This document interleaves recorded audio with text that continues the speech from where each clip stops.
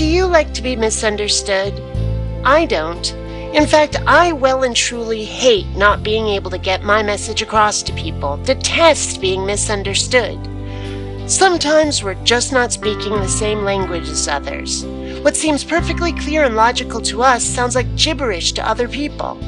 In order to communicate, we have to find a way to bridge that gap, to get our message across in a way other people understand. That's something we'd all like to be able to do, I'm sure. Communicate. Unfortunately, that's a problem for science. The language of science is arcane to the point of being a foreign tongue. I mean, if you start talking about alpha decay, nuclear fission, ribosomes, or immunoprecipitation, you might as well be speaking Klingon for all that ordinary people can understand you. And that really is the fundamental divide between science and religion. We're all speaking foreign languages. The religious speak about faith and belief, while science talks about genomes and nucleopeptides. How are we ever supposed to relate to each other? The answer is to find language to talk about science that isn't inaccessible to the layman, to put it in non-technical terms which make a kind of intuitive sense. So long as scientists are speaking in code, science will always seem like dark magic to those for whom religion is real.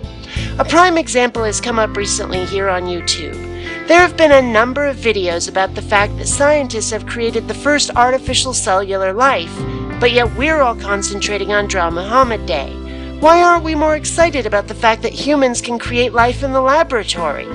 I'll tell you why. It's because we can understand Draw Mohammad Day. I watched the TED Talks video announcing the creation of artificial life, and I understood about 3 words out of every 5.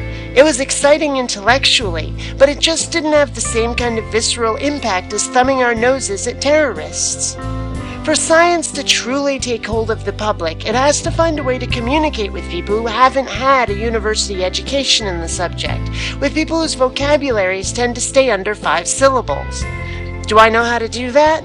No. I'm no scientist. I may have a better working knowledge than the average schmuck on the street, but I have to admit my ignorance on a lot of scientific subjects.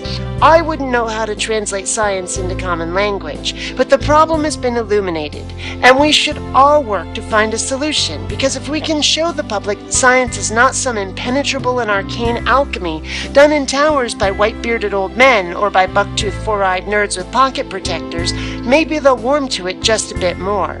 Until then, don't run on automatic. Please, think.